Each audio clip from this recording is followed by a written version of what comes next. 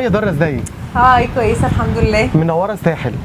ميرسي. ايه اخبارك في الجو النهارده؟ الجو النهارده لطيف؟ لا الجو الحمد لله لطيف يعني، بس الرطوبه والهواء كده يمكن عشان انا النهارده قاعده كده بصور، مش انا بحب ابقى جوه الميه، فلو انا في البحر هيبقى الجو بالنسبه لي لطيف جدا. على البحر بتحبي تشربي ايه؟ على البحر بحب اشرب ليمون. دايق ويكون عصير عندك ليمون. بس عايز اعرف، في ميكس قبل كده عملتيه عصاير خاص بذره؟ ميكس عصاير خاص بالذره، انا ممكن كعصاير احط اي حاجه على اي حاجه يعني، دي ما عنديش فيها مشكله، بس انا اكتر بحب الحاجات اللي هي البيز بتاعها كوفي مع مثلا حليب مع حاجه، وممكن تعمل ساقعه سخنه يعني. دايما بجرب في الحاجات اللي هي الكوفي اكتر، لكن عصاير مفيش ميكس معين لا. طب لو هنحط الميكس بتاع الكوفي بتاعك في المنيو تحبي تسميه ايه؟ هسميه دوريتوس عشان ده اسم الدلع بتاعي يعني. هنروح لاول فقره وهي فقره اسحاقي. في الفقره دي هنتسحل معاكي في ذكريات المصيف بتاعتك من زمان ولحد دلوقتي. اوكي جاهزه؟ يلا. طيب انت كنت بتسافري دايما مع باباكي فرنسا وبتصيفوا هناك، كان اول بحر تشوفيه بحر فرنسا ولا قبل كده كان تونس؟ المصيف طبعا تونس. ما كناش بنصيف هناك، كنا ممكن نسافر فرنسا في الشتاء او في يعني الربيع او كده، لكن المصيف لا، مع بابايا كنا بنروح مدينه اسمها الحمامات في تونس.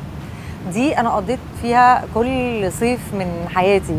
ساعات بروح مثلا برضو يمكن مره او اتنين سوسه، دي برضو منطقه تانية في تونس جميله جدا. الحمامات طبعا هي بالنسبه لي المصيف، وهي كانت بالنسبه لي الطفوله والمراهقه وكل الفترات دي كنا في الصيف بنتجمع كلنا يعني. في صحاب كنت بشوفهم بس في الصيف بنتجمع كلنا دايما في الحمامات، كان في اوتيل معين بنروحه واماكن معينه بنروحها، وبنقعد على البحر وبنقعد لغايه يعني ما غروب الشمس دايما، واحنا بنكون لسه قاعدين على البحر ومجموعه صحاب وكده، وكل بقى الذكريات والحاجات كانت هناك. وبعدين بقى بنغير بالليل ونخرج كده وننزل. فالاجواء كانت الحقيقه لطيفه، والاجواء كانت بسيطة، وكان يعني المصيف مصيف بجد يعني كده، يعني بنبقى طول اليوم كده يعني حاسين جو فيه راحة نفسية يعني. وبالنسبة بقى للعادات اللي بتعمليها على البحر سواء في تونس اختلفت في مصر ولا تقريبا واحد؟ عادات المصيفين واحدة؟ المصيف هو المصيف، هو في العالم كله لازم بقى المايو والحاجات بقى والعوامة والشمسية والحاجات دي يعني كلها واحدة. طيب قولي لي، احنا عندنا هنا الأكلة الرسمية في مصر المكرونه والبانيه عشان سهله في التحضير، تونس بتحضروا ايه وتاكلوا على البحر؟ بناكل المكرونه طبعا دي كده كده، لان احنا كل الاكل الايطالي قريب قوي من برضو من الثقافه بتاعتنا في تونس، فبناكلها كتير. عندنا سندوتشات معينه يعني، مثلا لو انا في الصيف في المنطقه يعني بنقول لها البانليو، يعني هو المرسى وسيدي بوسعيد وجمرت وقرطاج. اسمها ايه المنطقه؟ عايزه اتعلم منك. دي مجموعه مناطق كده. اسمها ايه بقى عشان نعرف احنا كجمهور؟ المرسى، سيدي بوسعيد، جمرت، يعني دول فيهم بحر بس ده جوه تونس يعني. في بقى مثلا ساندويتش اللي هو كاسكروت، بنسميه كاسكروت. ساندويتشات معروفه جدا بتاعت ولد البي عندنا، دي بعد البحر خطيره. في بقى او ممكن حتى لو في الحمامات وكده، بس في الكاسكروت بالتونه يعني، التون هو التونه. ده مميز قوي قوي، بيبقى يعني بيتعمل بطريقه كده بالهريسه الحاره وكده يعني في تونس، وفي حاجات سلطات وحاجات، ده خطير بالخبز الباجات. في عندنا مثلا الفلفل المحشي والمقلي زاده والكفتاجي، يعني نعملهم في بعد البحر بيبقوا حلوين قوي، اللي هي الحاجات المقليه. قبل ما نكمل سحله زمان معاكي في المصيف وسحله دلوقتي، عايزين نديكي العصير الليمون وتقول لنا رايك ايه فيه. اوكي شكرا. بص، عصير الليمون بقى في تونس اسمه سيتروناد، من الحاجات المميزه في الصيف جدا كمان السيتروناد. السيتروناد دي بتبقى شويه، هو عصير ليمون بس مختلف شويه، بيبقى كونسنتريتد اكتر كده، وفي بقى معاه حاجه بتبقى اسمها كروكان، والكروكان ده بنسقيه في السيتروناد في العصير الليمون. هم التوانسه بس اللي هيفهموا اللي انا بقوله ده، بس كلهم يعني هيعرفوا الحاجات دي على طول. طب درة على طول معروفه بشياكتها حتى على البحر، ده بياخد منك مجهود بقى كل يوم عايز لا بياخدش مني مجهود على البحر، خلوا بالكم دي شياكتي بس عشان التصوير، انما على البحر العادي بتاعي بلبس حاجات بسيطه جدا. انا بحب البساطه على البحر من غير ميك اب، الطبيعي، شعر طبيعي والشبشب والشورت يعني انا ما بحبش الافوار على البحر بصراحه خالص. طيب انت قلتي قبل كده ان مالكيش في السهر قوي، الموضوع ده بيختلف في الساحل في المصيف؟ السهر طبعا في المصيف لازم يعني، لكن انا بحب برضو السهر اللي مش لازم يكون الخروجات. بحب ساعات الخروجات والمزيكا والرقص وكده، بس ساعات بحب السهر اللي هو البسيط، اللي هو مجموعه صحاب كده، شله يقعدوا يسهروا مع بعض، نضحك، نسمع مزيكا، يعني كده، يعني تبقى الدنيا لطيفه وبسيطه، دي بحبها برضو. معروف عنك انك مهتمه بالتفاصيل زي باباكي، صح كده؟ المعلومه عندنا صح؟ صح. طيب التفاصيل بقى اللي بتهتمي بيها درة وهي راحت انجوي مع البحر؟ لا التفاصيل اللي على البحر بهتم بيها، يعني مثلا دلوقتي لازم يبقى معايا سان بلوك او اي حاجه فيها حمايه، يعني مش لازم حتى لو مش 100% بس يبقى فيها حمايه من الشمس شويه.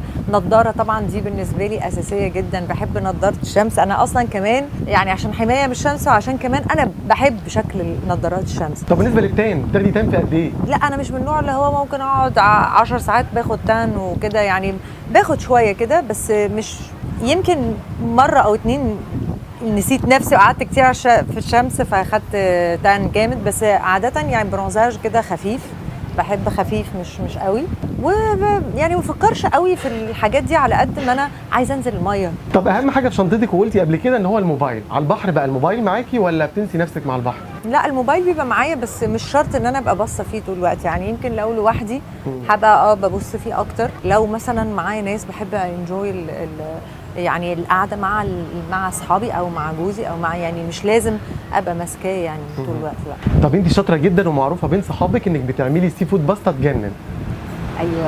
ايوه عايزين اي باستا مش سي فود بس. اي باستا؟ اي باستا. دي الحاجه الوحيده اللي ممكن اتحدى بيها، اي باستا اي نوع بعملها حلو بصراحه. اغرب اكله بحريه اكلتيها؟ اغرب حاجه بحريه كده كلتيها في مطعم سمك لقيتي طبق غريب؟ اغرب حاجه بشوفها اللي هي حاجه اسمها اوخسان، معرفش اسمه ايه هنا، هو بيبقى عباره عن بيبقى بشوك بيتجاب من البحر كده فريش. وانا صغيره كان في برضو منطقه اسمها قليبيا في تونس بنروحها كده في مطعم على البحر وبيجيبوا الاوخسان ده، او حتى في المرسى يعني كانوا بيجيبوا، هو بيبقى اكيد انت عارفه، انا ما اعرفش اسمه بالعربي بس هو بيبقى زي القنفذ كده، بيبقى حاجه بشوك وبيتقسم نصين وبيبقى جواه اورنج وبناكله بالمعلقه. يعني سمك جواه برتقال؟ لا مش سمك جواه برتقال اكيد، مش جواه اورنج يعني برتقال، هو لونه لونه على اورنج شويه، يعني لونه زي عندنا، عارفه البربوني؟ لا عارفه البربوني طبعا، ده الروجيه. في كمان ليزويتخ يعني اللي هي لازم تصوروا الرياكشن بتاعه يعني يعني سيبك انت بالكلام ده، يعني في حاجات جميله، بس انت قلت لي سالتني حاجات غريبه. تعرف تعومي؟ بعرف اعوم طبعا. كويس؟ كويس قوي كده. طيب كنت هقول لك غرقتي قبل كده او غرقت طبعا اكيد طبعا هي الموجه كانت عاليه قوي، ما هي طبعا دي ملهاش علاقه بالعوم، انا بعرف اعوم، فثقتي في نفسي في العوم ان انا ممكن ادخل جوه عادي وما بخافش وكده، لكن الموجه كانت التيار كان قوي جدا فما عرفتش ارجع، يعني انا بحاول اعوم بس هي بترجعني. مين لحقك طيب؟ الحمد لله اللايف جارد يعني كانوا موجودين ولحقوني. دورة سحلتينا معاكي في ذكرياتك عن البحر زمان دلوقتي جايه دورنا هنسحلك معانا في شويه العاب. اوكي؟ هنسالك اسئله ولو عرفتي هنسقف لك، لو ما عرفتيش في حكم لطيف كده هنعمله. ماشي يا رب اعرف. اوكي. اول سؤال، افلام في 15 ثانيه قولي لي 5 افلام كان فيهم رحله للبحر.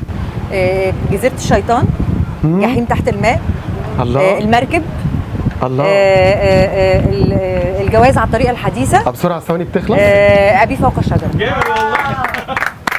اغاني، في اي اغنيه اتقال الكوبليه ده؟ اقطف جناحين الشوق وتعالى نطلع على نطير فوق. نطير على فوق، نسكن مع نجمه بعيده مشغوله بحب جديد. ايه ده، دي اغنيه معروفه؟ معروفه وحلوه. طب قديمه ولا جديده؟ قديمه. علي الضحكه يا علي. لا ايه ده؟ بلاش علاقه. علي الضحكه. طب هي مطربه قديمه ابيض واسود واول حرف منها شين. شاديه. الله، حلو طبعا شاديه. الاغنيه بقى اسمها ايه؟ لا الاغنيه دي انا مش عارفه. يلا معاكي اول حكم، قولي لنا موجود ايه؟ اوكي، اول حكم ان انا هبص في المكان 15 ثانيه لازم افتكر هتسالوني على حاجه في المكان. طب يلا اتفضلي بصي حواليكي 10 ثواني، 10 ثواني بس. 10 10 ثواني بس. اوكي تمام. اوكي جاهزه؟ قويه الملاحظه. غمضي الله. عينك، غمضي عينك. احنا كام واحد في المكان؟ عدوا. في المكان كله ولا هنا لا بس؟ هنا في اللوكيشن بتاعنا الحلو ده. اللوكيشن بتاعنا يعني حوالي مثلا 12. 12 احنا قاعدين برافو دورة. يس والله ما عديت والله. قولي لي في المكان في ترابيزه عليها كام ازازه ميه؟ ما خدش بالي منها قوي بس ممكن يبقوا 3. الله. كام واحد معانا لابس ابيض؟ كاميرا مان تقريبا لابس ابيض. ايوه. في حد على شمالي لابس قميص مش ابيض قوي بس يعني برافو. ابيض كده فيها عليه حاجه. ها. وفي حد تالت لابس ابيض. طب يا جماعه سقف الدره جامده كلنا. الحمد لله. منى لابسه ابيض. فزوره، ليه اليابان ما عندهاش حنان؟ الاجابه قلشه مبدئيا يعني هتقلش. هو سؤال قالش، هي في رد يعني في خلي اجابه؟ بالك الوقت بيخلص بسرعه. يعني هعرفها ازاي دي؟ فين اليابان فين؟ قلشه. اليابان في اسيا. ايوه عشان قريت اسيا بقى عشان القاره بتاعتها مش هتضربنا دلوقتي. الحكم اغني اغنيه شعبيه بطريقه رومانسيه. هو مش سهل بس احاول اركز. طيب اغنيه شعبيه مثلا نقول بنت الجيران. طيب بطريقه رومانسيه الاول. بنت الجيران شغلانه عينيا وانا في المكان في خلق حواليا مش عارف اخد بالي من اللي انا فيه وتجيني تلاقيني لسه بخيري مش هتبقي الغيري. ايوه انا غيري ما في. انا اتأثرت يا جماعه. رومانسيه يعني انا غيرت فيها طبعا. دلوقتي فقره سحلوله ولا لا؟ ماشي. فاهمه معانا سحلوله ولا ايه؟ سحلوله يعني من الساحل يعني ساحليه. عارفاه كويس؟ يلا قولي لي كده طريق العلمين كام كيلو؟ كام كيلو؟ جيتي سايقه قبل كده عارفه الكيلوات؟ جيت سايقه زمان بس بعد الطريق الجديد ما سوقتش ولا مره. تقريبا كده. متخيله ان هو ممكن يبقى مثلا 150 مثلا. انزلي شويه. 120 105 30. برافو في 135. الحته دي يعني اين يقع المسرح الروماني في الساحل؟ انا عمري ما سمعت ان في مسرح روماني. في والله. مشهور قوي. مسرح غنى روماني عليه كاظم الساهر والفوركاتس والناس دي في في الساحل. في الساحل. عندنا مسرح روماني في قرطاج. في قرطاج طبعا. مسرح في قرطاج. مسرح روماني في ررش. في الساحل ممكن يكون في مسرح بيعملوا حفلات بس مش مسرح روماني. اسم القريه اللي هو فيها اسم القريه على اسم بنت وليها بوابات كتير، ليها 7 بوابات. في مارينا. مارينا صح؟ مارينا كام بقى؟ مارينا 2. الله. محدش بيغششني خالص. عمرو دياب عمل في تاريخه كام حفله في الساحل تقريبا؟ اوه كتير. قولي من كذا لكذا تقريبا. كتير. ده انا حضرت له 2 3 لا كان حفله في تاريخه في الساحل يعني ممكن 50 مثلا. اقل شويه؟ اقل شويه مع ساحل والعجمي بقى. يعني كله ولا بقى. انت ساحل بس؟ لا كله مثلا 30. برافو من 30 ل 20. كم مطرب اجنبي جه غنى هنا في الساحل؟ يعني في مثلا جيلو. برافو. جينيفر لوبيز وفي جون ليجند. انت قلت قول لنا 2. عايزه تقولي كم؟ انا قلت 2. دول اللي ريسنتلي يعني جم. حلو. قولي لي اكتر عوامه بتشوفيها في الساحل شكلها عامل ازاي؟ اللي هي البطه. اللي هو الفلامينجو. الفلامينجو بس ده مشهور يعني. مين اللي بيقول العباره دي؟ يا مساء الفل من الساحل الشمالي بحبكم قوي 5 مواهب. طبعا فيفي عبده. طبعا الفنانه العظيمه يعني جميله. برافو انت كده خدتي لقب سحلوله، انت كده عارفه الساحل كويس. ايوه. احنا بنشكرك بنقول لك نورتي الساحل وعايز اقول لك انبسطنا معاكي جدا. شكرا ليكوا، انا كمان انبسطت معاكم قوي.